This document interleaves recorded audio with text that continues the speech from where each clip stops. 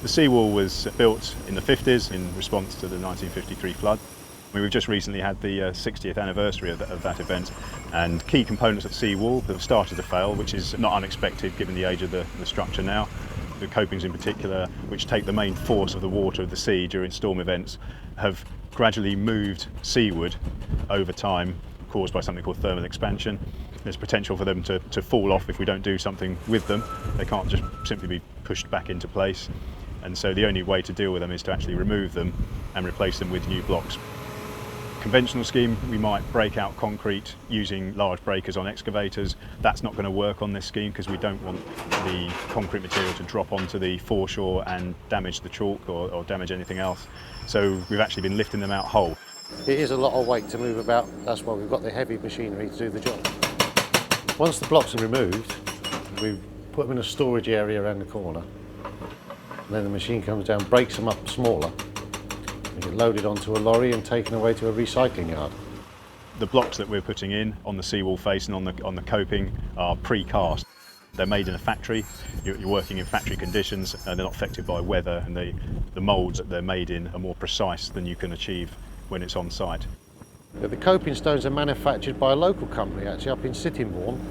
Each individual unit we're putting in comes up just short of 3 metric tonnes. On a standard car, you're probably talking 2 minis each. The blocks that we're putting in, which are the ones on the top edge of the seawall, are held in place with metal dowels. We drill into the concrete behind, insert a 32mm dowel bar to hold them in place, so when we pour the concrete, they actually stay there solid and don't ever move again. This is part of the Viking Coastal Trails, it's part of the National Cycle Network, so people enjoy it on bikes, people enjoy walking. It's just a great amenity space for the local people and for visitors. So we're trying as much as possible not to close promenades and keep access ways open and accommodate where we can. Logistically a bit difficult, yeah, because obviously we've got to keep access for public. We have to stop to let them past, or we stop them until we've done what we have to do, then let them through. Working in a coastal environment is more challenging than somewhere more landward. We obviously have to work around the tides. We also have issues to manage around not impacting on the designated sites here, so immediately adjacent to where we're working, the foreshore, the coastline is designated the chalk reef, chalk cliffs, and certain species of birds are protected in this area. Obviously it's an asset that we need to protect and make sure that works like this don't impact on it in the long term.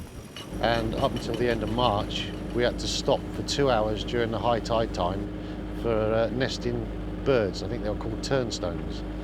So that made it a bit interesting as well. The scheme itself is grant funded by the Environment Agency. It's got a value of about £1.3 million, so it's not local money, it's a national flood and erosion risk management grant. There's a total length of 659 metres that we're addressing here at Westgate and 2 other areas to the west of us. The contractor that's delivering this scheme is J. Brahini, and they have worked with the council before. In fact, they delivered the Margate Flood and Coast Protection Scheme 2 years ago. The Margate scheme was finished on time and on budget, and we're very pleased with the result, and this scheme is also going similarly well. Time-wise, we're pretty much on programme, maybe slightly early. So we should be out of here just before the children finish for school for the summer holidays.